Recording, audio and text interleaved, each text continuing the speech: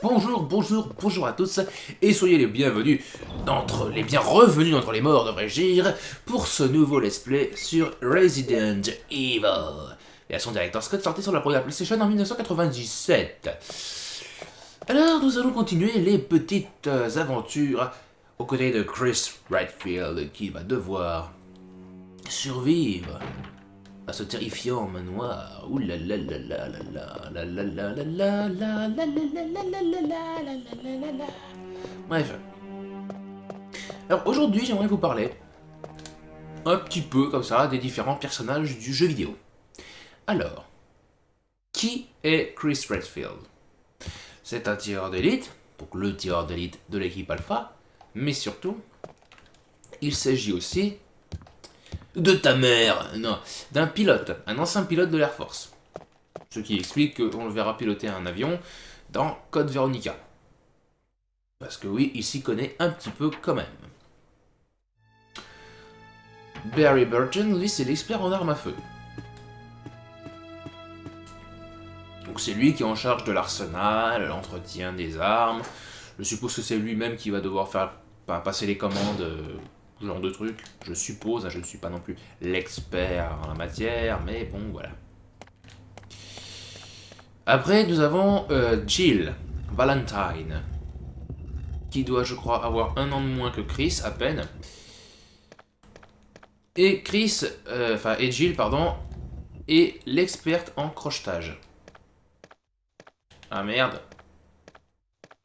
Putain, j'ai foutu la statue trop loin, donc je peux plus. Putain. Donc Jill, disais-je, fail, est l'experte en bidouillage et en crochetage, et va servir un petit peu, entre guillemets, d'ingénieur de l'équipe Alpha, hein, même s'il n'est pas vraiment ingénieur, elle l'est même pas du tout, mais voilà, comme l'experte en bidouille. Et dans le roman Resident Evil, le livre nous raconte, alors je ne sais pas si c'est considéré comme étant une information canonique ou pas, mais le livre nous raconte qu'en fait, elle est la fille d'un célèbre voleur qui s'appelle Dick Valentine, qui lui a appris donc justement à manipuler les crochets, etc. Donc pourquoi pas. C'est pas une mauvaise chose, hein, c'est même plutôt une bonne chose d'avoir intégré ça. Ça rend le truc plus logique, ça donne en plus un peu de cachet supplémentaire au personnage, un petit peu plus de richesse au niveau de leur background, donc moi je trouve que c'est toujours sympa. Albert Wesker, comme on l'a vu, donc est un traître, mais à la base c'est un scientifique.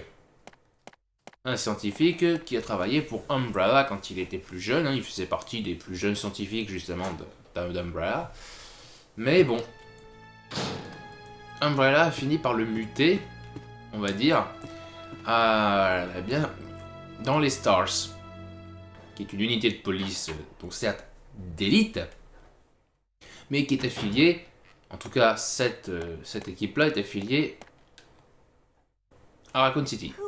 Ah bah tiens, voilà Rebecca, je vous laisse la scène. Chris of Alpha Team. I've come to rescue you. Richard, what happened? Chris, this house is too dangerous. There are terrible demons. Out!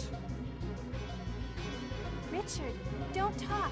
He seems to have been bitten by a poisonous snake, but the size of the wound is abnormally large.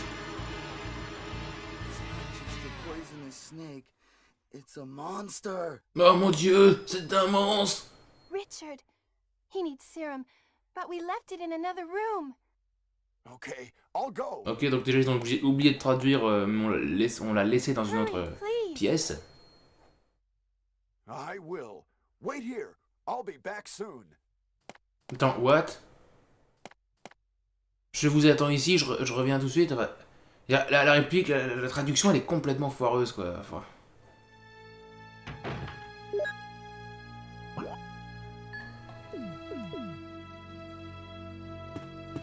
Alors là, ça me permet juste de vous dire vite fait que si vous n'avez pas récupéré on va dire la carte de l'étage, et même du rez-de-chaussée, vous êtes un petit peu dans la merde. Parce que là, vous voyez que ça a clignoté dans le vide. Donc on est un peu paumé à cause de ça. Alors, chose que j'étais en train de vous dire, oui, donc à propos des membres, bah là ça me permet de parler de Rebecca. Rebecca, donc, est une jeune femme d'à peine 18 ans, hein. Et c'est l'experte, on va dire, médicale des Stars. Oui, je peux lui tirer dessus à travers la statue, ouais.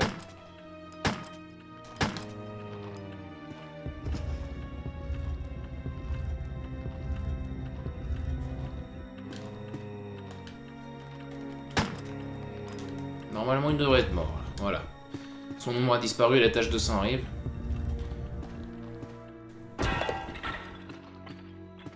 C'est à ce genre de détails, en fait, qu'on vérifiait dans le premier s'ils étaient bien morts.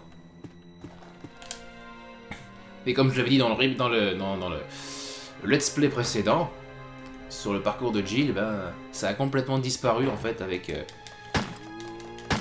avec l'arrivée de la... Voilà.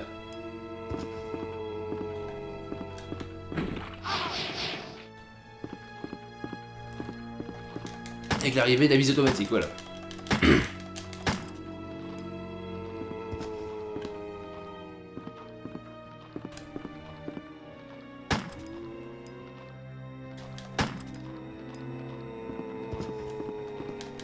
Parfait, gain de temps. Alors, donc je disais Rebecca, donc c'est la plus jeune et c'est l'experte médicale du groupe. Ce qui m'inquiète, on va dire un petit peu, parce que c'est censé être quand même des troupes d'élite et elle a 18 ans, quoi. Qu'est-ce que tu peux être une élite quand t'as 18 ans, je veux dire? Ça me paraît un peu limite, quoi. Voilà, c'est vrai, il y a les chiens ici.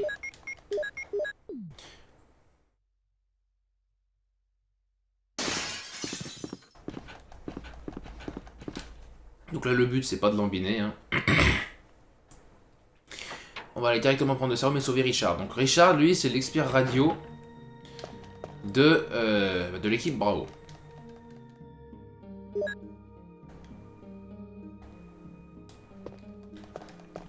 C'est grosso... Ouais, c'est ça. Jill peut servir d'expert, on va dire, également radio pour la Team Alpha, parce que bon, la reine de la bidouille, hein, vous voyez, quoi, merde.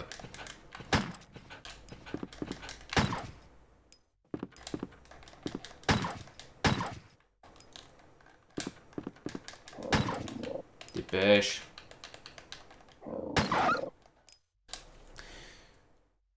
Et ça serait con quand même que je dise, tiens, donne le sérum à Richard. Mais il est mort. Donne-lui quand même, des fois qu'il ressuscite. Non, franchement, sérieux. Bon, après, on a évidemment... Ah merde, comment il s'appelait? Donc on a Forrest, lui, qui est une espèce d'éclaireur. Je sais plus trop le rôle qu'il a, Forrest, par rapport à la... C'était pas le tireur d'élite aussi de l'équipe Bravo? Je sais plus, il faudra que je regarde dans la description des personnages.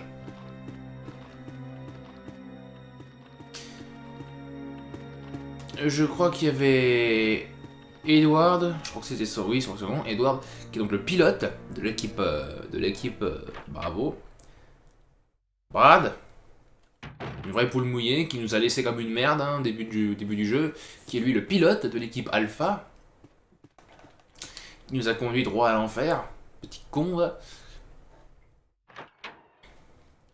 L'équipe Alpha va comporter aussi Joseph, qui, je l'avoue, ne sait pas trop à quoi il sert. Une sorte d'éclaireur aussi, je crois, de l'équipe Alpha, celui-là. Kenneth, qui devait être aussi éclaireur. Plus, il faudra que je regarde les descriptifs. Is he all right? Après, les autres, c'est pas les plus connus, mais bon. Yes, he is. Thanks. Richard, hold on. I'll give you a shot now. Bon, évidemment, Enrico, qui est Chris, non pas chanteur cette fois-ci, mais chef de l'équipe Bravo. take it. Qu'est-ce qui se passe, Richard? On meurt? Eh ben, c'est Richard! interdit. Rebecca, be careful. C'est interdit de mourir. Eh, oh, je suis désolé, ton contrat il s'arrête pas comme ça. Hein. Oh. Richard! Richard! Are you... Rebecca, it's very dangerous out here. Will you come with me?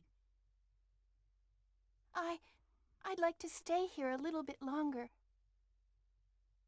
Okay, Rebecca. Can you use a gun? I'll look for the others. Protect yourself.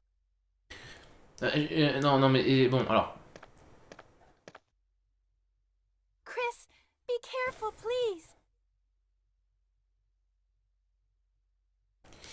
Non, mais sérieusement, est-ce que vous vous rendez un petit peu compte du truc, là? Je rappelle, je précise, je vais tout vous dire d'ailleurs. Lui qui dit à Rebecca, grosso modo, savez-vous utiliser une arme? Elle est membre de l'équipe Alpha, qui est, je rappelle, non, bravo, je dis quand même, membre de l'équipe Bravo, qui est, je le rappelle, une unité d'intervention d'élite de la police. Je pense, hein, je dis peut-être des grosses conneries, hein, parce que bon, ça m'arrive de dire des grosses conneries, mais il me semble, hein, vous m'arrêtez si je dis des conneries, mais que en tant que membre d'unité d'élite de la police, il me semble qu'elle est censée savoir servir d'une arme. Hein. Alors bon, on peut justifier cette réplique assez curieuse de Chris, par le fait que finalement, bah, Rebecca est une nouvelle recrue. Chris, là, probablement, même, c'est même sûr, ne l'a jamais rencontrée avant. Elle est vraiment récente comme recrue. Donc bon. Où est-ce que je vais aller maintenant, moi? Oui, non, parce que, en fait, je peux pas aller partout. Il me manque la clé épée. Donc il faut que je trouve la clé épée, quoi.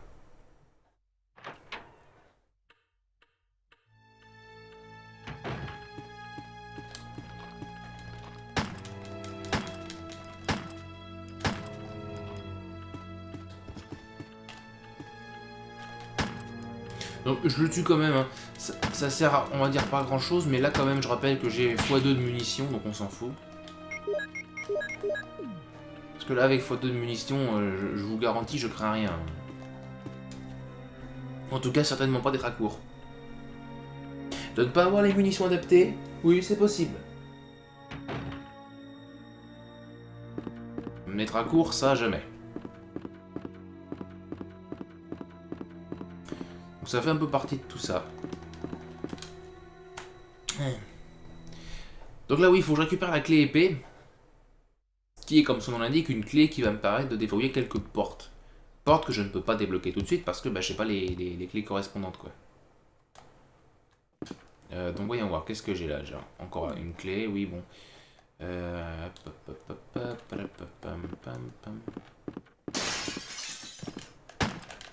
Putain de...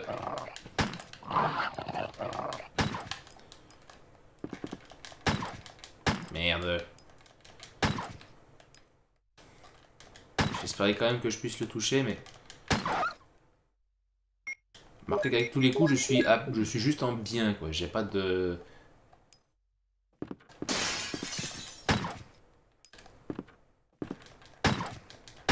Voilà. Oui, j'ai utilisé la clé manoir et j'en suis fier.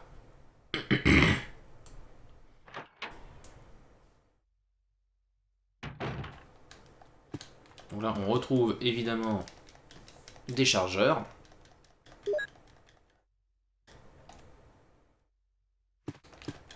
Évidemment, le magnum. Forcément. Donc là, ben, je peux pas parce qu'il faudra que j'ai une petite clé pour ouvrir le tiroir, sachant que je n'ai pas la petite clé. C'est embêtant. Et comme je sais pas du tout où est la clé épée, dans le remake je sais où elle est.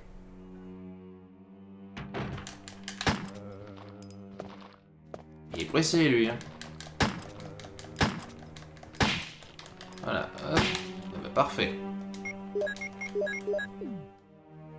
Oui, parce que d'ailleurs ça me fait penser, certaines personnes disent que Resident Evil premier du nom, donc cette version-là, en Director's Cut, a mis en place de nouveaux zombies qui peuvent avoir la tête qui explose.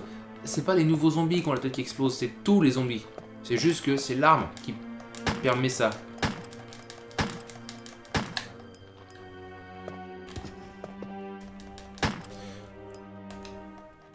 justement, cette faculté de gameplay, on la retrouvera dans le remake, donc j'espère qu'on la retrouvera aussi dans le remake du 2, parce que ce serait quand même super intéressant d'avoir cette possibilité-là.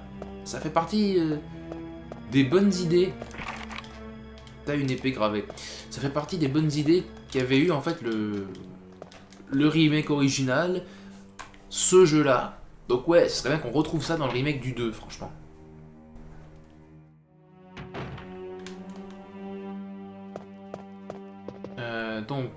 Parce que là-bas je peux pas parce qu'il me faut le passe-partout. Comme je n'ai pas le passe-partout, ben... je suis un petit peu coincé. Sinon il reste qui comme membre des...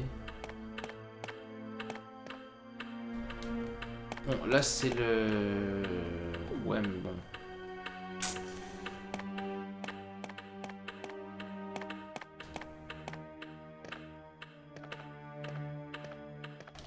Je sais pas où est la clé épée. Faut que je la retrouve en fait, cette putain de clé, c'est tout. Ça ira mieux quand je l'aurai retrouvée, mais pour l'instant...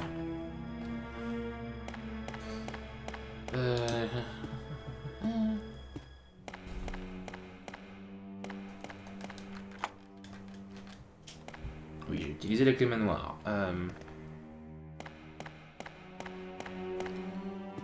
Je vais aller chercher une petite clé tout de suite. Pour pouvoir m'en débarrasser très rapidement. Et je me rends compte qu'on arrive bientôt à la fin de cet épisode. Oh mon dieu. Déjà. Ça passe vite. Alors. Là, il va vraiment falloir que je fouille toutes les pièces parce que autant Gilles, avec le run que je viens de faire, je sais de toute façon qu'il y a des pièces où j'ai pas besoin d'aller. Donc normalement là c'est une petite clé. Voilà. Alors, cette petite clé là, normalement, évidemment je ne peux pas les cumuler sur le même emplacement, ce qui est un peu dégueulasse. Mais surtout, je ne peux pas, je dirais, les utiliser autrement que sur des tiroirs qui sont verrouillés, tout simplement. Donc là ça tombe bien parce que je vais tomber sur une pièce où il y a un tiroir qui est verrouillé. Allez coco, allez coco, allez. Donc là on va recroiser des zombies bien sûr. Mais là je vous dis, avec Chris, heureusement que j'ai les doubles munitions parce que je serais dans la merde sinon.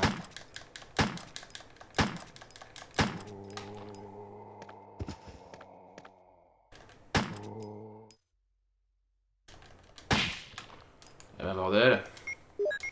Je me demandais quand est-ce qu'il allait crever.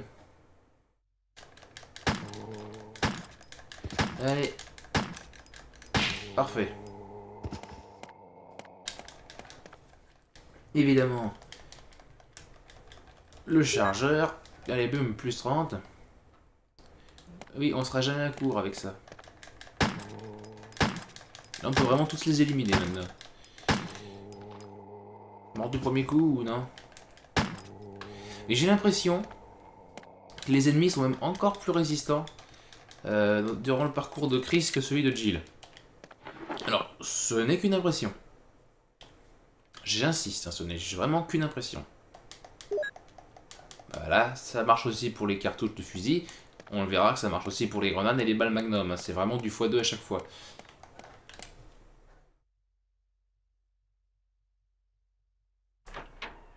Et cela fait bientôt 20 minutes, effectivement. Et ouais, je te bute dans le miroir.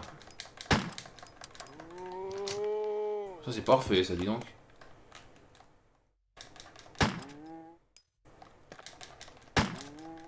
Les balles dans le dos, ça leur fait beaucoup plus mal. Je crois que c'est x2 au niveau des impacts de balles. Selon comment ça se passe. Et donc là, il y a les costumes, les nouveaux costumes de Chris. Enfin, le costume original, bien sûr. Et celui avec la veste Made in Heaven. Qui est ici. Voilà. Allez.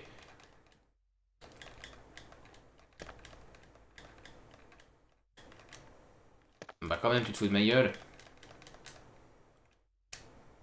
Oui, je me doute bien que la tenue de Jill va pas m'aller, mais bon, le manteau Made in Heaven, je pense quand même que si. Bon, et ben c'est sur ce changement de fringue que s'achève ce deuxième épisode du Let's Play de Chris Redfield sur Resident Evil Director's Cut.